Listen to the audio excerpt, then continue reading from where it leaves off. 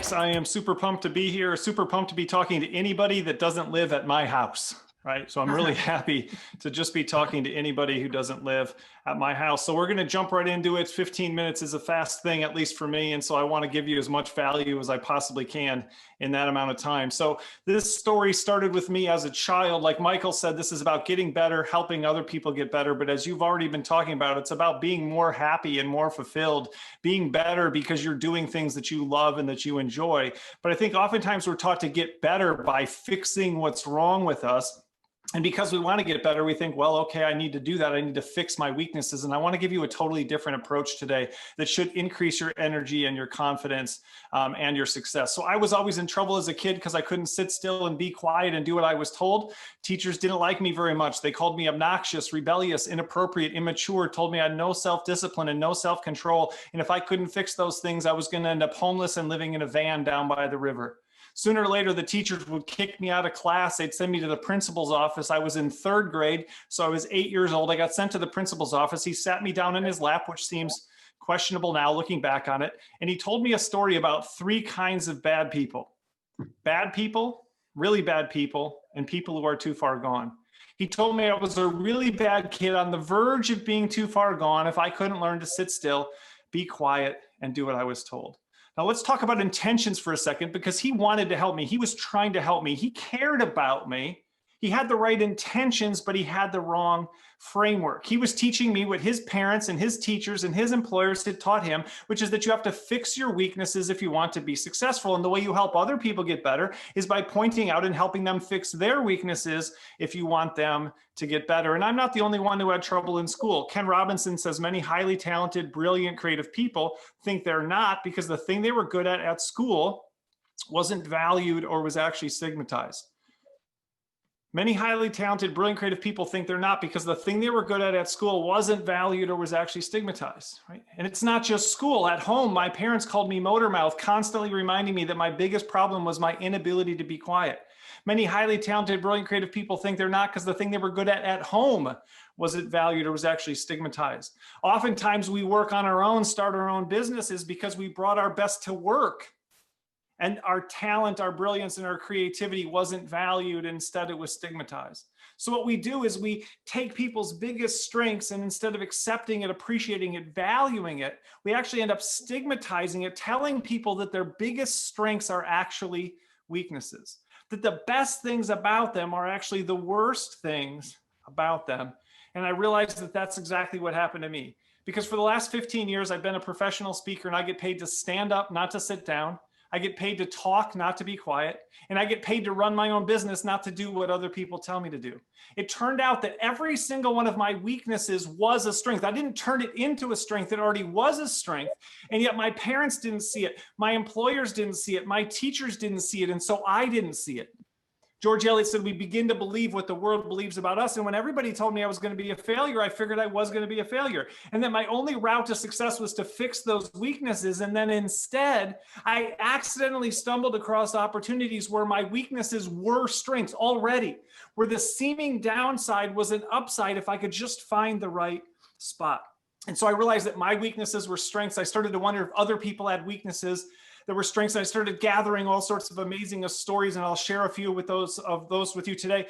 And I ended up producing an assessment. I put the link in there for you. It's just a simple 3-page PDF where you pick your strengths and your weaknesses and see how they might be related. And I just got off a phone call. I'm working on turning that into an online tool like DISC or like StrengthsFinder, and we're working on that today, and I'm super excited about that. So let's look at how other people's weaknesses might also be strengths. And the main idea today is that what makes us weird also makes us wonderful, and what makes us weak also makes us strong. Peter Drucker said, strong people always have strong weaknesses too. Where there are peaks, there are valleys. Strong people always have strong weaknesses too. Where there are peaks, there are valleys, right?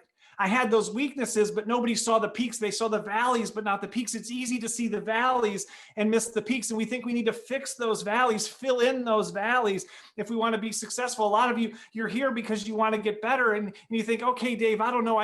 Maybe weaknesses are strengths, but I still want to, shouldn't I fix it, right? Maybe I'll fix one of them. It can't hurt, right? So let me show you what happens when you actually try to fix the weakness that's corresponding related to a strength. So Walmart has one strength, low prices. They have a lot of weaknesses. We'll summarize: poor service, poor quality, poor design. Right? So let's fix Walmart and watch what happens. Let's just fix service. Let's hire more people. Let's train them better. Let's treat them better. Let's give them better benefits. Let's pay them more. What just happened to the costs at Walmart? They went up.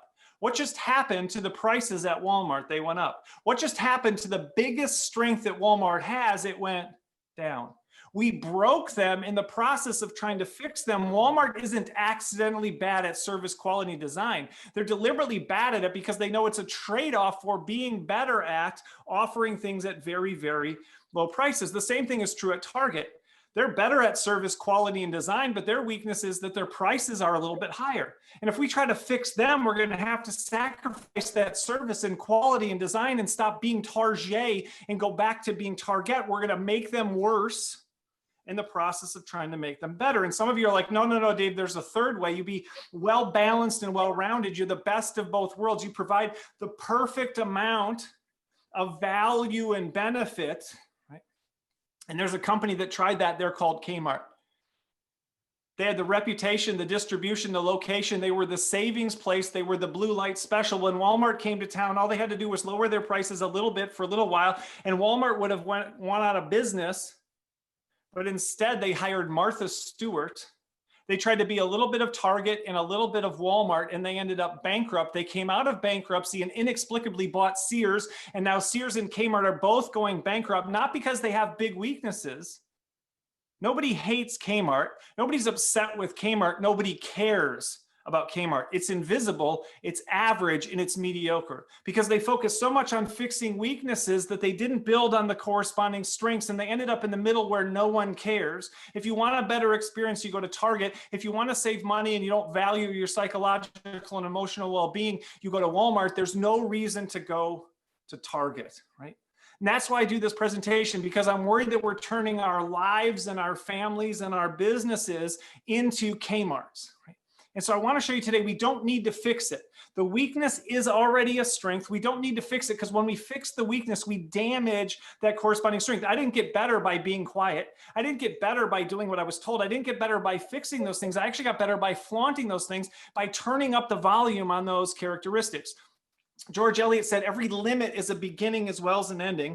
I'm going to show you the beginnings that come with the limits that we have. Let's just take one limit that everybody understands: dyslexia. You struggle to read and struggle to write, so you're going to struggle in school. And we've all been told if you struggle in school, you'll struggle in life. And that's why they were really surprised when they were studying millionaires in the United Kingdom and they discovered that 50% of the millionaires in their study had dyslexia, even though only 10% of people in the general population have dyslexia. They were studying entrepreneurs in the United States and discovered that 35% of the entrepreneurs had dyslexia, even though only 10% of people in the general population have dyslexia. Ingvar Kamprad was the billionaire founder of IKEA. He had dyslexia. Richard Branson is the billionaire founder of the Virgin series of companies. He has dyslexia. And what you're thinking is, because this is the story I've been told, but yeah, Dave, they overcame their dyslexia. They overcame the challenge. They fought through that barrier, and that's when they succeeded. But that's actually not the story. They asked Richard Branson, how has dyslexia affected your success? And he said, strangely, I think my dyslexia has helped. Strangely, surprisingly, counterintuitively, against what we've been taught to believe, I'm better because of my dyslexia. What scientists are starting to realize is that people with dyslexia don't have broken brains. They have different brains. And the same brain that causes them to struggle in school causes them to succeed in real life at a higher level than most of the rest of us ever will. Paul Orfala had dyslexia and ADHD. He got kicked out of 4 different schools. He would get fired from his jobs on the first day. So he went to work for his dad in a family-owned business, and then he got fired by his own dad. So he had to figure something out. So he started his own business. He called it Kinko's, and then he sold it to FedEx for $2.4 billion. And he said this, he said, I think everyone should have dyslexia, right? He realizes that he couldn't have the peak without the valley, that he can't have the advantage without the disadvantage, that he can't have the weakness without the strength, right? They asked him, if we could give you a pill that would cure your dyslexia, would you take it? And he said, absolutely not. Because when you fixed my weakness, you would destroy that strength, right? He realizes that what makes him weird makes him wonderful, and what seems to make him weak also makes him strong. So we need to actually turn up the volume on these characteristics that people are asking us to dial back and turn down. Jimmy Kimmel's one of the highest paid comedians in the United States, and he was hosting the White House Correspondents' Dinner years ago, and he shared a story. He seemed to be getting really serious at one point, and he leaned in and he said, "I just want to thank Mr. Mills, my 10th grade history teacher, who told me that I would never amount to anything if I didn't stop screwing around. Mr. Mills, I'm about to high-five the President of the United States of America." And then he did, putting this woman in the most awkward picture of all time. And then he came back to the podium and he said, "Eat it, Mills," right? Now, I'm not here to be down on teachers. Mr. Mills was trying to help him. He had the right intentions, but as I already told you, he had the wrong framework. He told Jimmy, "You'll never amount to anything." That's harsh. My parents said you'll never amount to much, right? He said you'll never amount to anything unless you stop screwing around. He didn't just tell Jimmy to dial it back. He told him to shut it off. How did Jimmy Kimmel become the highest paid, one of the highest paid comedians in the United States of America? By turning up the volume on the very thing that Mr. Mills told him to turn the volume down on. He went pro at screwing around. He went full time at screwing around. He got more childish, more silly, more ridiculous, more immature. And if you don't believe me, we just had Halloween, and one of the things Jimmy Kimmel encourages parents to do during Halloween is to lie to their children the next morning and tell them that they've eaten all their Halloween candy. When the kid wakes up and comes downstairs and wants candy, you say, "No, you can't have candy because I ate it all." And then you video the kid as they justifiably freak out because you've taken all of their candy, and then you send it to Jimmy so he can humiliate your child on national television. Jimmy Kimmel gets paid to be silly, ridiculous, and immature. He didn't succeed by turning the volume down, by fixing the weakness. He succeeded by turning it up, because he knows that what made him weird made him wonderful, and the things that seemed to make him weak also made him strong.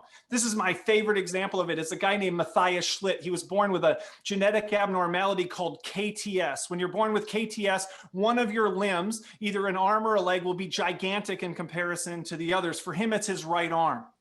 And so he can't fix it. There's no cure. There's no way to take care of it. And so he's got this arm that's 3 times the size of his left arm. The rest of his body is actually pretty thin and looks pretty normal. And he's got this kind of Popeye right arm. And he's a great example of everything we've talked about and a couple of things we haven't. The first thing is alignment. He found a situation that rewarded him for who he was. He became a professional arm wrestler. He took his disability, he found a situation where it was a massive advantage. Right, so he becomes an arm wrestler. Then what's the next thing? He turns up the volume. We just talked about that by making his right arm even bigger, because you don't want it to be smaller. You don't want to be more normal. When you're an arm wrestler, you want the biggest possible arm you can have. But then he does one more thing we haven't talked about yet. Look at that left arm. It's 6 inches around. The right arm is 18 inches around. He could bulk up that left arm. This isn't imaginary weakness. This isn't abstract weakness. This is actual physical weakness. Why doesn't he fix that actual physical weakness? Well, it proves the point that we've already been talking about. You arm wrestle by weight class. You stand your entire body on the scale, and you arm wrestle against people whose entire body weighs the same amount as yours. But when you arm wrestle, you only get to use your right arm. In wrestling, you take your whole body into the ring. In UFC, you take your whole body into the cage. In boxing, you take your whole body into the ring. In arm wrestling, you weigh your whole body and then you only bring your right arm. What he realized is by leaving the rest of his body weak and pumping up his right arm, he always arm wrestles against smaller people who are weaker because they're well balanced and well rounded. And there's no way that their arm can possibly beat his because they have this muscle all over the rest of their body that's not only useless, it counts against them on the scale. And that's my message to you today. If you don't remember anything else, we're all arm wrestling by weight class.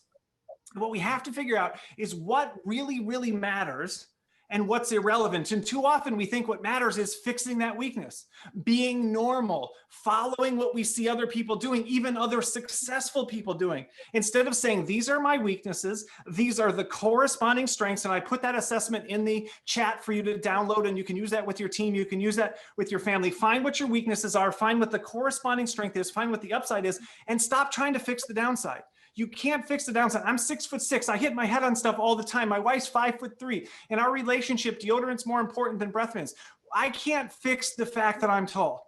And anything I did to be shorter costs me the benefits of that height. It's not about fixing the weakness. It's about tapping into that corresponding strength. So remember Paul Orfala. He teaches us our last lesson, which is partnering with people who are strong where you're weak. How does he run a company worth $2.4 billion when he can't read and write? He just hired people who could. It's so simple. It's called collaboration, but from age 5 to age 22, when you're in school, it's called cheating. And you're taught that it's the worst possible thing that you can do. And that what you're supposed to do is be good at all the things and all the subjects. And if you're bad enough at one of the subjects, you don't even get to keep going because we're supposed to be good at everything. And here's a guy who can't read and write and became worth $2.4 billion because he simply hired people to do what he couldn't do, even when what he couldn't do was read or write, which we think are absolutely fundamental to success. Peter Drucker said organizations exist to make people's strengths effective and their weaknesses irrelevant. If you want to be investable, make your strengths effective and your weaknesses irrelevant. If you want to be investable, make other people's strengths effective and their weaknesses irrelevant in a world that makes people's weaknesses really, really relevant and oftentimes makes their strengths ineffective.